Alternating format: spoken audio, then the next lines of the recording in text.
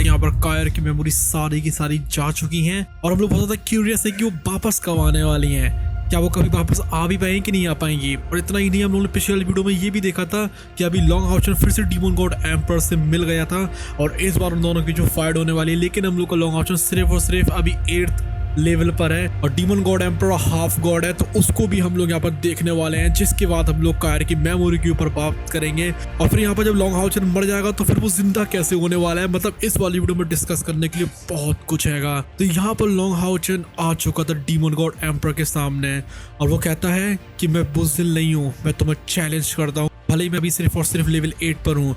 वो कहता है enlightened sword heart love the goddess of light, और यहाँ पर गॉडेस ऑफ लाइट आ जाती हैं और फिर वो बोलता है आर्टिफैक्ट्स गॉड डिसेंडिंग आर्ट, और उसका जो स्वॉर्ड का रहता है वहाँ पर आ जाता है और वो कह लगता है कि सब कुछ मैंने इसी मोमेंट के लिए किया था और वो था डीमन गॉड एम्पर को मारने के लिए। और तभी डीमन गॉड एम्पर ही बोलते हैं कि आकाश मेरे पास अगर कोई चॉइस होती तो मैं तुम्हें मारता नहीं, मैं नहीं चाहता हूँ कि तुम यहाँ पर मरो। और यहाँ पर 2nd और 3rd नंबर वाले भी डीमन गॉड होते हैं, मून गॉड वगैरह।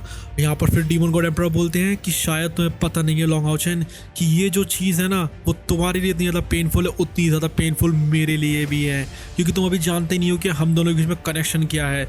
तब यहाँ पर जो लॉन्ग हाउचन है वो डीमन गॉड एम्पर की तरफ बहुत तगड़ा वाला अटैक कर देता है और उनकी एक उंगली में से थोड़ा सा खून निकले आता है और डीमन गॉड एम्पर बोलते हैं कि देखो तुमने मुझे सच में चोट पहुंचा दी है। और उसके बाद डीमन गॉड एम्पर अपना ऑरा छोड़ते हैं, जिसको सुनने के बाद जितने भी यहाँ पर स्क्वाड वाले होते हैं लॉन्ग हाउचन के, सब यहाँ पर उसके प्रेशर के मारे दबे जा रहे थे। और तभी डीमन गॉड एम्पर बोलते हैं कि तुम सच में कोई ऐसे बंदे हो यहाँ पर लॉन्ग हाउचन जो कि मेरे रिकॉग्निशन को डिजर्व करते हो। तब यहाँ पर बाकी मून गॉड्स बोलने लगते हैं कि यहाँ पर ये हो क्या रहा है, असल में जो डीमन गॉड एम्पर है इनकी इमोशंस इतनी ज़्यादा अनस्टेबल क्यों हो रहे हैं। वैसे तो ये बहुत ज़्यादा कोल्डनेस रखते हैं, लेकिन आज तो ऐसा लग रहा था इसकी मान के चलो यहाँ पर डीमन गॉड एम्पर मरने वाले हो। और तभी बोलते हैं डीमन गॉड एम्पर मेरे बच्चे, और ये सुनकर सारे लोग हैरान हो जाते हैं। वो कहते हैं ये ऐसा क्यों बोल रहे हैं यहाँ पर।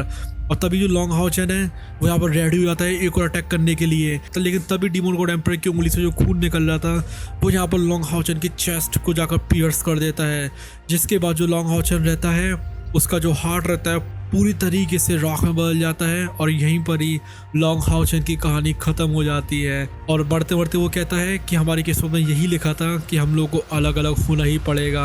और तभी हम लोग को दिखाया जाता है हाउई को, और जो हाउई रहता है असल में यहाँ पर वो भी पूरी तरीके से खत्म हो गया था, क्योंकि उसका पूरा लिंकेज था लॉन्ग हाउचन के साथ में। अगर लॉन्ग हाउचन नहीं होगा तो हाउई भी नहीं होगा। तभी यहाँ पर जितने भी स्क्वाड वाले होते हैं सब रोना शुरू कर देते हैं उसके लिए। और तभी यहाँ पर बोलते हैं डीमन गॉड एम्पर कि सब कुछ खत्म हो चुका है। तभी वो चीज़ होती है जिसके लिए आप लोग के अंदर है बहुत ज़्यादा क्यूरियोसिटी। यहाँ पर जैसे ही लॉन्ग हाउचन मरता है यहाँ पर जितनी भी कायर की मेमोरीज रहती हैं उस टाइम पर वापस आना शुरू हो जाती हैं। वो यहाँ पर हाउचन करती रह जाती है और यहाँ पर उसकी जितनी भी मेमोरीज रहती है दिमाग के अंदर वो सब उसके दिमाग में आने लगती हैं एक एक करके। फिर उसको बचपन से लेकर अभी तक का सब कुछ धीमे धीमे करके याद आने लगता है। उसकी जो आंखें रहती हैं फिर एकदम से बहुत ज़्यादा बड़ी बड़ी सी होती हैं, फिर वो बंद हो जाती हैं और वो उसकी रोने लगती है। उसको सारी बातें याद आ जाती हैं जिस टाइम पर उसको लॉन्ग हाउचन ने पहली बार बचाया था, जिस टाइम पर लॉन्ग हाउचन ने उससे कही थी कि तुम्हारा नाम क्या है और उसने बताया था कि मेरा नाम कायर है। और जिस टाइम पर लॉन्ग हाउचन ने उससे कहा था कि क्या मैं तुमसे पूछ सकता हूँ कि क्या तुम मेरे साथ चलूंगी हमेशा हमेशा के लिए, और मैंने कहा था कि यस ऑफ कोर्स मैं चलूंगी। और उसको वो सारे प्रोमिसेस याद आ जाते हैं जो कि लॉन्ग हाउचन ने करे थे, जो कि घर वगैरह को लेकर थे, कि उसने कहा था कि यहाँ पर कुछ भी क्यों ना हो जाए, जैसे ये फाइट खत्म हो जाएगी हम लोग एक अलग से घर लेंगे और वहाँ पर भले ही हम लोग बहुत ज़्यादा लग्जरियस लाइफ नहीं जिएंगे लेकिन आराम भरी हुई ज़िंदगी जिएंगे। ये सब यहाँ पर उसको याद आने के बाद यहाँ पर जो कायर रहती है उसके इतने भयानक वाले इमोशंस हो जाते हैं कि वो अपने आप को थाम ही नहीं पा रही थी।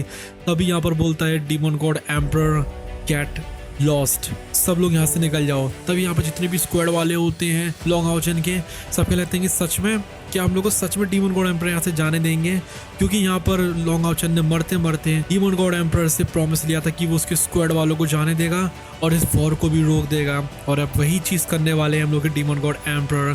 तभी बोलते हैं कि स्टार डीमन टावर को खोल दो और इनको जाने दो, और सारे डीमन सुन लो, कोई भी इनके पीछे अगर गया इनको मारने की कोशिश करी तो तुम्हारे पूरे ट्राइब का एग्जिस्टेंस में मिटा दूंगा। और यही है एंड होली वॉर का। और फिर वो एग्रेस से बोलते हैं कि जाकर ट्रूप से कह दो कि अब वॉर खत्म हो चुकी है। और तभी यहाँ पर एग्रेस बोलते हैं कि यस ऑफ कोर्स हम लोग अब ह्यूमंस के ऊपर अटैक्स नहीं करेंगे कम से कम 10 साल के लिए। और तभी यहाँ पर डीमन गॉड एम्पर एग्रेस से ही पूछते हैं कि तुम्हें पता है कि मैंने उनको जाने क्यों दिया।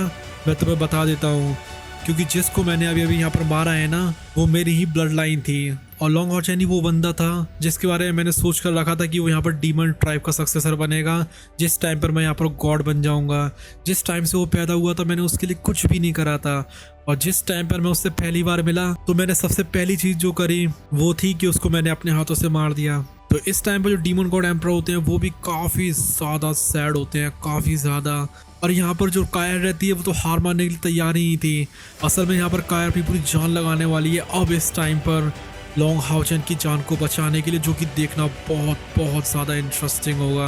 अब यहाँ पर जो कायर रहती है वो वापस चली जाती है कि उसी जगह पर जहाँ पर कि गॉड इलेक्ट्रोलस ने लॉन्ग हाओ चैन को अपना डिसाइबल बनाया था, और वहाँ पर जाकर वो एक नाइट ऑफ डार्कनेस का टेस्ट देती है 3rd फ्लोर के ऊपर, जिसको कि वो पास कर लेती है। और तभी यहाँ पर एक बंदा आता है, वो क्या लगता है सन ऑफ लाइट, इसको डिफीट करो और फिर हम लोग 4th फ्लोर पर जा सकते हैं।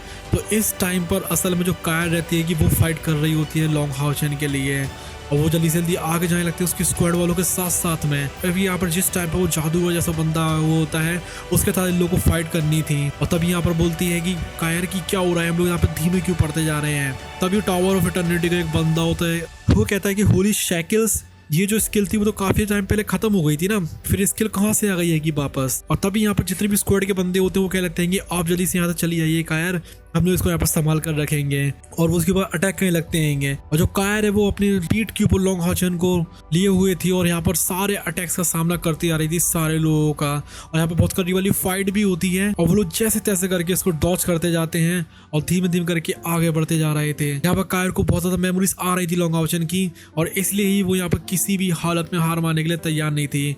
वो कहती है कि किसी को नहीं पता कि जो शील्ड की पावर होती है वो एक्टिवेट क्यों हो गई है। जो हाओ चैन था वो तो मर चुका था, लेकिन फिर भी यहाँ पर एक शील्ड रहती है असल में, उसकी पावर जो रहती है जो कि हम लोग को पता है कि यहाँ पर हाफ अल्ट्रा डिवाइन वेपन होता है जो कि यहाँ पर स्नेल से मिलता है, वो यहाँ पर एकदम से एक्टिवेट हो जाती है, और इसलिए उन लोगों के अंदर थोड़ी थोड़ी सी होप आने लगती है।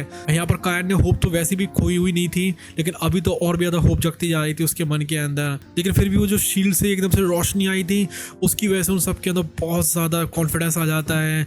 और यहाँ पर कायर बोलती है ये अभी तक मरा नहीं है, ये पक्का वापस आने वाला है, किसी भी हालत में वापस आने वाला है। अभी इसके बाद आधे घंटे से भी कम में वो लोग 4th फ्लोर पर पहुंच जाते हैं, जिसके बाद चैलेंजेस जो रहते हैं वो रिपीट होना शुरू हो जाते हैं। वहाँ पर 2 मास्टर्स आ जाते हैं, आइस और फायर के और अर्थ एंड नाइट के। बस इस बार फर्क इतना था कि यहाँ पर कई सारे जो सॉर्सरर्स रहते हैं और वॉरियर्स रहते हैं वो लोग सामने एक साथ आना शुरू कर देते हैं। इसलिए जो चैन यंगर रहती है वो साइमास यान रहते हैं, वो यहाँ पर पूरी दम लगाए लगते हैं उस फाइट को करने के लिए। वो यहाँ पर अपनी सारी स्पेशल पावर को यूज कर लेते हैं जिससे कि वो लोग यहाँ पर वो फाइट कर सकें, क्योंकि उन लोगों का टाइम था ही नहीं, उन लोगों को जल्दी से जल्दी यहाँ पर हराना था और जैसे कैसे आगे बढ़ना था।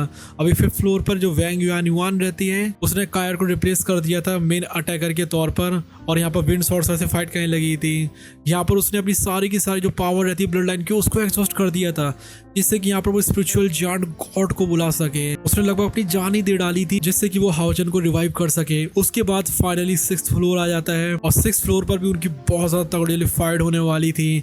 तो यहाँ पर असल में लॉन्ग हाओ चैन रिवाइव हो जाएगा, लेकिन उसको रिवाइव करने के लिए यहाँ पर कायर ऐसी ऐसी चीजें करेगी जिसके बारे में सोचकर आप लोग हैरान हो जाओगे, और वो सब कुछ हम लोग देखेंगे अगली वाले वीडियो में। और चाहते जाते आप लोग एक चीज बता दें हम कि हम लोगों के लॉन्ग हाओ चैन को रिवाइव करेंगे गॉड इलेक्ट्रोलक्स, और वो यहाँ से खुद मर जाएंगे असल में। लेकिन जैसा हम लोग के सोल एंड 2 में हुआ है कि गॉड इलेक्ट्रोलस मरने के बाद भी वापस आ रहे हैं, हो सकता है कि थ्रोन ऑफ स्टील में भी वैसा कुछ हो। और अगर आप लोग जानना चाहते हैं कि यहाँ पर गॉड ऑफ क्रिएशन कौन है थ्रोन ऑफ स्टील में, तो आप लोग इस वाली वीडियो के ऊपर क्लिक कर सकते हैं।